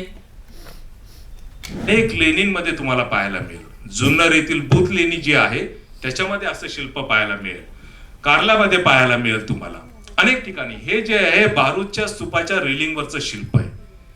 त्यावेळेस शिल्पकारांनी काय केलं की बुद्धांच्या जीवनावर आधारित आपल्याला शिल्प कोरायची, आणि मग बुद्धांच्या ज्या आयुष्यामधल्या ज्या महत्वाच्या घटना होत्या त्या कुठल्या होत्या, तर बुद्धांचा जन्म, बुद्धांचं ग्रहत्याग, मग नंतर बुद्धांचं बुद्धत्व प्राप्त, म्हणजे सिद्धार्थाला बुद्धत्व प्राप्त, त्याच्यानंतर धम्मप्रचार, आणि नंतर महापरिनिर्वाण। ओके, हे साधारणतः स्टेजेस आहे। मग शिल्पकारांनी काय केलं की बुद्धांच्या जन्मापासून, सिद्धार्थाच्या जन्मापासून सुरू केलं, आणि त्यावेळेस जेव्हा महामाया गरोदर होती आणि तिला प्रसूतीसाठी देवदाहा हे जे तिचं माहेर होतं आणि कपिलवस्तू, तर कपिलवस्तूवरनं ती देवदाहाला जायला निघालेली, तिला पोचवायचंय, आणि मग राजशिष्टाचाराप्रमाणे तिच्यावर अभिषेक करण्यात आला, आणि मग चित्रकारांनी, त्या शिल्पकारांनी असं शिल्प कोरलं की महामाया पद्मावर बसली, म्हणजे कमळावर बसली। हे त्याला द्योतक द्यायचंय। कमळ आपल्या सर्वांना माहिती आहे भगवान बुद्धांचं प्रतीक समजलं जातं, ती त्याच्यावर बसली आहे, तिच्या बाजूने हत्ती तिच्यावर अभिषेक करतायत। हत्ती हे ऐश्वर्याचं प्रतीक प्राचीन भारतापासून आलं, म्हणजे चंद्रगुप्त मौर्यांच्याही आधीपासून हे सुरू आहे, आणि मग हे हत्ती तिच्यावर अभिषेक करतायत। तर शिल्पकाराला दाखवायचंय की शाक्यगण जो आहे तो किती श्रीमंत होता, ऐश्वर्यवान होता। कारण शिल्पाचा जेव्हा तुम्ही अभ्यास करता तेव्हा तुम्हाला लक्षात घेतलं पाहिजे, हे सगळे निमोनिक्स आहेत, ही प्रतीक आहेत, ते प्रतीक दाखवत आहे की ती बसली आहे आणि तिच्यावर ते अभिषेक करतायत, आणि त्याच्यानंतर तिची रवानगी तिच्या माहेरी जाते ती प्रसूतीसाठी। तर हे अनेक ठिकाणी तुम्हाला शिल्प पाहायला मिळेल। हे शिल्प पाहिल्यानंतर राजा रवी वर्माला सुचलं की आपल्याला आता लक्ष्मीचं जे चित्र काढायचंय हेच ऐश्वर्याचं प्रतीक पाहिजे, आणि मग त्यांनी फक्त ते पाण्याच्या ऐवजी सोन्याच्या मोहरा पडताना दाखवलेले आहेत। जे पहिलं चित्र आहे, प्लीज ते जर दाखवलं परत, लक्ष्मीचं, हे जर तुम्ही पाहिलं तर हत्ती दोन्ही बाजूला दिसतील, हत्ती तिच्यावर सोन्याच्या नाण्यांचा अभिषेक करतायत। तो वरचा पाठ दिसत नाहीये फक्त, आणि खाली सरस्वती बसली, अनेक वेळा सरस्वतीला देखील तिकडे शिफ्ट करण्यात आलेले आहे। ओके, हे जर पाहिलं म्हणजे मूळ शिल्प जे आहे, आणि मग अनेक इतिहासकार आजही म्हणतात जुन्नरच्या लेणीमध्ये लक्ष्मीचं चित्र, अरे जिथं बौद्ध संस्कृती आहे, जिथं बुद्ध विचार आहे, तिथं लक्ष्मी येईल कशी? ह्या लक्ष्मी देवीचं वर्णन कुठल्याही वैदिक ग्रंथामध्ये नाहीये, कुठेच नाहीये। मग हे आलं कुठून? तर ज्या वेळेस देवतांचं प्रतीक रूपांमध्ये समोर आणायचं असेल तर मग ही प्रतीकं शोधली गेली, ते बुद्ध लेनिनमध्ये प्रतीकं शोधली गेली आणि म्हणूनच हे प्रतीक नंतर आपल्या समोर तयार झालं. आणि ही गोष्ट लक्षात घेतली पाहिजे. अनेक इतिहासकार म्हणजे जे काही प्राचीन इतिहासकार होऊन गेले ते आतापर्यंतचे, ज्यांना इतिहासात आणि पुरातत्वविदांचे बाप माणूस समजलं जातं, त्यांनी देखील हिला लक्ष्मीच म्हटलेलं आहे. एक होता तो वाडेल आणि एक होता तो बर्ड, ज्यांनी म्हणाले की बौद्ध संस्कृतीची ही महामाया असू शकते, कारण ते बुद्ध लेनिनमध्ये हे शिल्प कोरले गेलेले. पण भारतातल्या एकही इतिहासकारानं ते मान्य केलेलं नाहीये. आणि माझा तोच प्रश्न आहे की why can't you accept it? बौद्ध संस्कृती काय बाहेरची नाहीये. बौद्ध संस्कृती याच देशाचा अविभाज्य भाग आहे. मग तुम्ही तिला ऍक्सेप्ट केली पाहिजे. पण ऍक्सेप्ट यासाठी होत नाहीये कारण बौद्ध संस्कृती या देशातली सर्वात महान संस्कृती म्हणून गेली. या संस्कृतीनं लिखाण आम्हाला दिलं. सर्वात प्राचीन ग्रंथ या देशाचा पाली त्रिपिटक आहे, जो इसवी सन पूर्व 78 मध्ये लिहिण्यात आला होता. त्याच्यापूर्वी भारतामध्ये कुठलाही ग्रंथ लिहिला नाहीये. या देशामध्ये सगळ्यात सुंदर, ज्याला आपण फिलॉसॉफी म्हणू शकतो, ती अभिधम्म आहे. आजही आधुनिक मानसशास्त्र सायकोलॉजी ऍक्सेप्ट करतं की जिथं मॉडर्न सायकोलॉजी थांबतं तिथून पुढे अभिधम्माचा प्रवास सुरू होतो. एवढं सुंदर लॉजिकल रिझनिंग, ज्याला आपण म्हणू शकतो की आज नैतिक कारण किंवा नैतिक त्याच्याबद्दल ती कारणी-मीमांसा, हे शाखा जी आहे, हे शस्त्र जे आहे, शास्त्र, हे बौद्ध संस्कृतीने या देशाला दिलेले आहे. कॉलेजाच्या शिल्पकला सगळ्यात पहिली या देशाला बौद्ध संस्कृतीने दिलेले. लेणी कशी कोरावी हे शास्त्र शिकवलं या देशाला बौद्ध संस्कृतीनं. उलट आम्हाला या संस्कृतीवर खूप अभिमान वाटला पाहिजे. ही संस्कृती किती श्रेष्ठ हे आम्हाला समजलं पाहिजे आणि देशाच्या प्रगतीमध्ये केवढं मोठं योगदान दिले आम्हाला कळलं पाहिजे. राईट. दुसरं एक मी तुम्हाला दाखवतो. प्लीज पुढे जा. आपण जरा थोडस अजून 5 मिनिटं घेईन मी, कारण याच्याबद्दल सांगायला खूप गरजेचं आहे मित्रांनो की इतिहास हा कसा बदलला जातो हे आधी आम्हाला समजलं पाहिजे. तरच जसं बाबासाहेब म्हणतात की जो इतिहास विसरतो तो इतिहास घडवू शकत नाहीये. आणि आम्ही लगेच ते वाक्य प्रत्येक फेसबुक बुकवर आणि सगळीकडे टाकतो, पण त्याच्या मागचा अर्थ आम्ही समजून घेत नाहीये. त्याचा मागचा अर्थ आहे की इतिहासाचा अभ्यास करा, इतिहासाचं संशोधन करा आणि खरी तत्व समोर आणा, तरच तुम्हाला कळेल. ह्याच्यानंतरचं प्लीज. अजून एक शिल्प आहे. जसं मी तुम्हाला मगाशी म्हटलं होतं की आता महामायेचा अभिषेक झालाय आणि ती आता आपला प्रसूतीसाठी माहेरी निघाली देवदाहला. ती निघत असताना वाटेमध्ये तिला लुंबिनी वन लागतं, जे आपण वाचलेलं आहे. या लुंबिनी वनामध्ये जेव्हा ती आणि त्याच वेळेस तिथं एक उत्सव साजरा केला जायचा वैशाख महिन्यामध्ये, आणि तो उत्सव म्हणजे ज्याला साल क्रीडा असं म्हटलं जातं. पाली भाषेमध्ये साल किलाय किलाय असं म्हटलं गेलं, म्हणजे साल वृक्षाची ही खेळ. किलाय म्हणजे खेळ. हा खेळ काय असायचा त्यावेळेस? तर ह्या साल वृक्षाला, ज्याला आज आपण शाल वृक्ष म्हणतो, ह्याला वैशाख महिन्यामध्ये म्हणजे चैत्र वैशाख एप्रिल मे महिन्यामध्ये त्याला पिवळी धमक अशी फुलं लागतात, लगडलेली असतात. तर त्यावेळेस प्राचीन भारतामध्ये म्हणजे बुद्धांच्या काळामध्ये एक खेळ असायचा जो फक्त महिलांसाठी असायचा की ते हे रंगीबेरंगी फुलं घ्यायची आणि एकमेकींच्या अंगावर उधळायची. हा त्यांचा फक्त महिलांसाठी खेळ. कदाचित होळी वगैरे त्यातनं सुरुवात झाली असावी, एक संशोधनाचा विषय. तर हे जेव्हा केलं जायचं तर नकळतपणे जेव्हा ती लुंबिनीवरनं जात होती आणि तो महिना होता वैशाख महिना, फुलं लगडलेली होती, तिच्या मनामध्ये एक उर्मी जागृत झाली, एक स्त्री सुलभ भावना की मी माझ्या सखींबरोबर हा खेळ खेळू, आणि म्हणून ती खेळायला लागली. आणि मग महामायेनं एक ती शाल वृक्षाची फांदी जी वर होती ती वर उचलायला पकडायला गेली, कारण त्याच्यामध्ये फुलं लगडलेली होती. आणि ती लगड पकडत असतानाच तिला प्रसूती कळा झाल्या आणि तिथं सिद्धार्थाचा जन्म झाला. हे खूप महत्वाचं असं एक आपण म्हणू शकतो एक घटना आहे. आता शिल्पकाराने ही घटना कशी शिल्पांमध्ये दाखवली? Next slide please. नेक्स्ट ही दाखवली. आता ही दाखवली कशी त्यांनी शिल्पामध्ये की तिने शाल वृक्षाची फांदी धरली हातामध्ये त्याला संपूर्णपणे त्याला फुलं लगडलेली आहेत आणि नंतर तिची प्रसूती इथं झालेली. नंतरचं शिल्प आपल्याला गांधार शैलीमध्ये पाहायला मिळतं की सिद्धार्थाचा जन्म होतो, ती त्या झाडाखालीच आहे आणि तिला तिच्या सखींनी म्हणजे तिच्या सेविकेंनी तिला धरून ठेवलेलं आहे आणि बाळ सिद्धार्थाला हातात घेतले.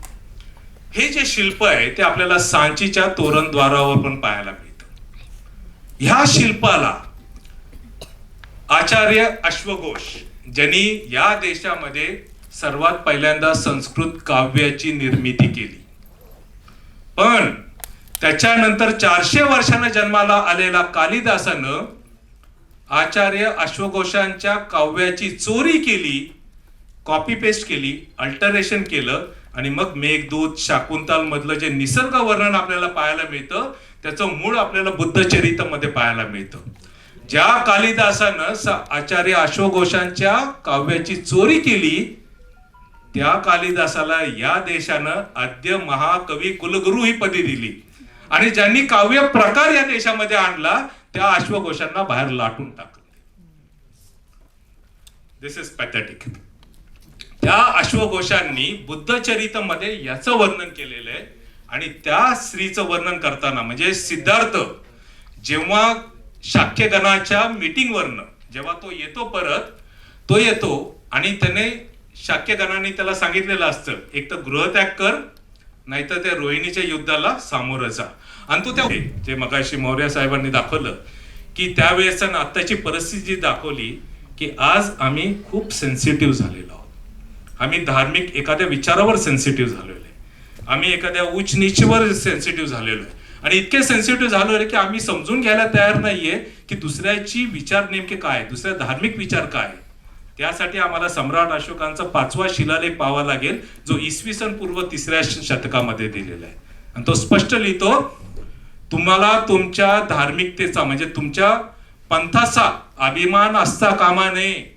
तुम्ही इतरांच्या पंथाचे विचार करा, त्यांचाही अभ्यास करा, त्यांनाही तुमची मतं सांगा, त्यांचीही मतं जाणून घ्या, जी चांगली मत आहे तीच फॉलो करा, तीच आचरण करा. केवढे उदात्त विचार आहेत त्या सम्राटाचे, हे आम्ही समजून घेतले पाहिजेत मित्रांनो. त्यामुळेच आज सम्राट अशोकांची जयंती साजरी करताना त्यांचं व्यक्तिमत्व त्यांचे विचार हे आम्ही समजून घेतले पाहिजे, आमच्या पुढच्या पिढीला समजून दिले पाहिजे. तुम्ही जे शांत चित्ताने मला ऐकले अतिशय बोधिचित्तपूर्ण वातावरणामध्ये होऊन, कारण तुमचं पेशन्स मला माहिती आहे आत्ता सध्या 2:30 वाजलेले आहेत आणि म्हणूनच मी माझे विचार इथेच थांबवतो. आपल्या आयोजकांना खूप खूप धन्यवाद आणि तुमचा सर्वांनाही शांतपणे ऐकल्याबद्दल धन्यवाद. जय भीम, जय भारत.